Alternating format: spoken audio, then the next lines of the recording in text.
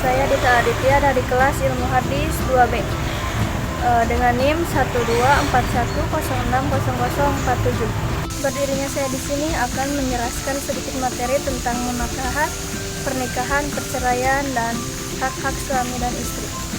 Kembali lagi ke materi yang pertama, yaitu mengenai pernikahan. Secara bahasa, kata nikah cukup unik karena punya dua makna sekaligus. Yang pertama yaitu jima. Jima yaitu hubungan badan atau disebut juga dengan al-wat'u. Yang kedua ada akad atau ala-akdu. Maksudnya sebuah akad atau bisa juga bermakna ikatan atau kesepakatan. Sedangkan secara istilah fikih, para ulama dari masing-masing mazhab 4 yang muktamad memberikan definisi yang berbeda. Yang pertama yaitu mazhab al-Hanafiyah. Definisi menurut mazhab Hanafi yaitu aqdun yufidu milkal mas'ati bil unsa qasdan ila hilli istimta'i rajuli minal mar'ati lam yamna min nikahiha mani'un syar'iyyun. Artinya, akad yang berarti mendapatkan hak milik untuk melakukan hubungan seks dengan seorang wanita yang tidak ada halangan untuk dinikahi secara syar'i. Yang kedua, mazhab al-Malikiyah. Menurut mazhab Malikiyah itu aqdun lijal tamattu'i bil unsa ghairi mahramin wa majbubati wa amatin kitabiyati bisighatin. Artinya, sebuah akad yang menghalalkan hubungan seks dengan wanita yang bukan mahram, bukan majusi, bukan budak ahli kitab dengan sigoh. Yang ketiga, mazhab asy-Syafi'iyah, yaitu aqdun yatadammanu ibahata wata'in bil lafzi in nikahin aw tajwijin aw tarjumatin. Artinya, akad yang mencakup pembolehan melakukan hubungan seks dengan lafaz nikah, tajwij atau lafaz yang maknanya sepadan. Yang keempat yaitu mazhab al-Hanabilah, yaitu aqdu tazwiji ayyi aqdin yu'tabaru fihi lafdun nikahi aw tajwijin aw tarjumati. Artinya, akad perkawinan atau akad yang diakui di dalamnya lafaz nikah, tajwij dan lafaz yang punya makna sepadan.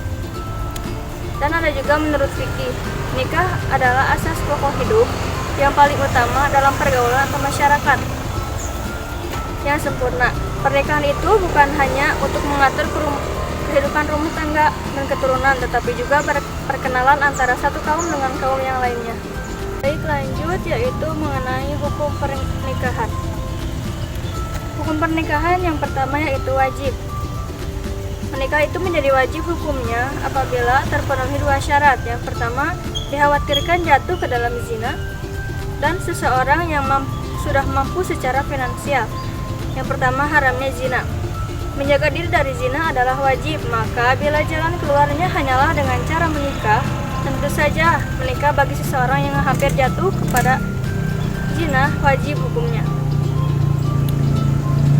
Lalu yang kedua yaitu kemampuan finansial. Syarat kedua dari jatuh hukum wajibnya menikah adalah masalah kemampuan finansial bagi seorang laki-laki. Mereka yang sudah punya kemampuan ini diwajibkan untuk menikah dan membiayai kehidupan sebuah keluarga. Dan hal itu tersirat di dalam sabda Rasulullah SAW. An Abdullah bin Mas'ud radhiyallahu anhu qala kana Rasulullah sallallahu alaihi wasallam ya ma'syara syababi man istata'a minkum yakumul ba'ati falyatazawwaj fa innahu aghaddu lil basari wa ahsanu lil farji wa man lam yastati fa alaihi bisawmi fa innahu lahu wijaan. Dari Abdullah bin Mas'ud radhiyallahu berkata bahwa Rasulullah Shallallahu Alaihi Wasallam bersabda kepada kami, hai para pemuda, barang siapa di antara kamu sudah mampu kawin, maka kawinlah, karena dia itu dapat menundukkan pandangan dan menjaga kemaluan. Dan siapa yang belum mampu, hendaklah dia berpuasa karena dapat menahan. Hadis riwayat Bukhari Muslim. Yang kedua yaitu sunnah. Sedangkan yang tidak sampai diwajibkan untuk menikah adalah mereka yang sudah mampu namun masih tidak merasa takut jatuh kepada zina. barangkali karena memang usianya yang masih muda ataupun lingkungannya yang cukup baik dan kondusif. Orang yang wajib kondisi seperti ini hanyalah disunahkan untuk menikah, namun tidak sampai wajib, sebab masih ada jarak tertentu yang menghalanginya untuk bisa jatuh ke dalam zina yang diharamkan Allah Subhanahu wa Ta'ala. Bila dia menikah, tentu dia akan mendapatkan keutamaan yang lebih dibandingkan dengan dia tidak menikahi wanita. Paling tidak, dia telah melaksanakan anjuran Rasulullah SAW untuk memperbanyak jumlah kuantitas umat Islam. Tazawwajul wadudal waluda fa inni mukatsirun bikumul anbiya'a yaumal qiyamah. Dari Anas bin Malik radhiyallahu anhu berkata bahwa Rasulullah SAW bersabda, nikahilah wanita yang banyak anak karena aku berlomba dengan nabi lain pada hari kiamat. Hadis riwayat Ahmad dan disahihkan oleh Ibnu Hibban. Baik, yang ketiga yaitu haram. Keharaman pernikahan bisa disebabkan oleh salah satu dari sebab utama, yaitu dari pihak suami, dari pihak istri, atau dari akad yang tidak sesuai dengan syariah. Baik, yang kedua mengenai perceraian. Kata cerai dalam Kamus Besar Bahasa Indonesia yang berarti pisah atau putus hubungan sebagai suami istri atau talak. Istilah perceraian secara yuridis berarti putusnya perkawinan yang mengakibatkan putusnya hubungan suami dan istri atau berhenti suami istri sebagaimana diartikan dalam Kamus Besar Bahasa Indonesia di atas. Menurut kompilasi hukum Islam, pasal 113, perkawinan dapat putus karena dua hal. Yang pertama yaitu kematian dan kedua cerai hidup. Cerai karena kematian terjadi jika salah satu suami atau istri meninggal dunia.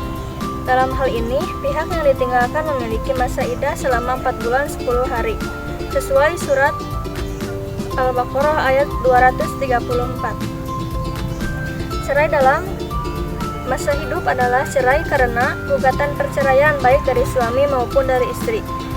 Surat Al-Baqarah ayat 229 menyebutkan bahwa talak yang dapat dirujuk hanya 2 kali. Setelah itu boleh rujuk lagi dengan cara yang makruh.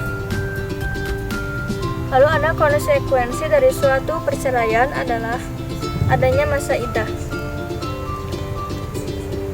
Masa iddah cerai hidup tergantung dari kondisi si istri, sebagaimana dijelaskan dalam kompilasi hukum Islam pasal 153 ayat 2.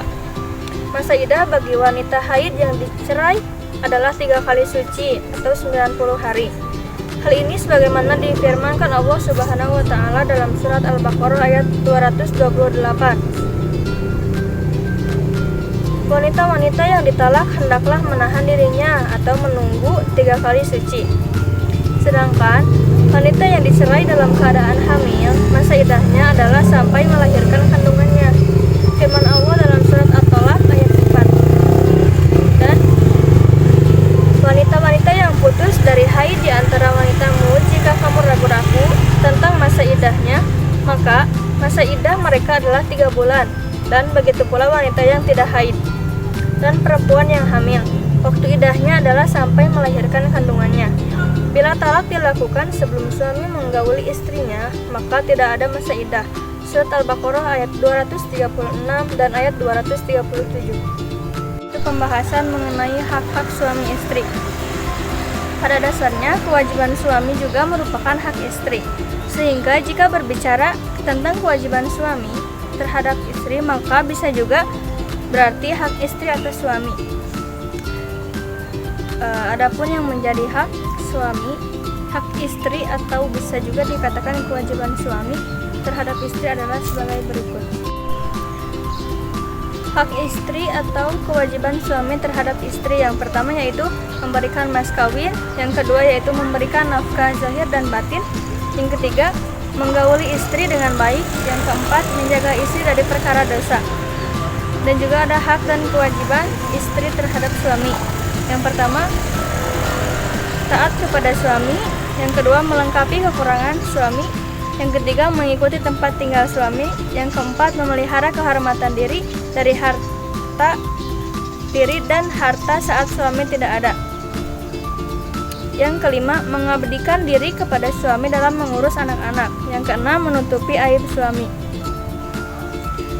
Mungkin cukup sekian yang dapat saya sampaikan, kurang lebihnya saya mohon maaf. Billahi taufiq wal hidayah. Wassalamualaikum warahmatullahi wabarakatuh.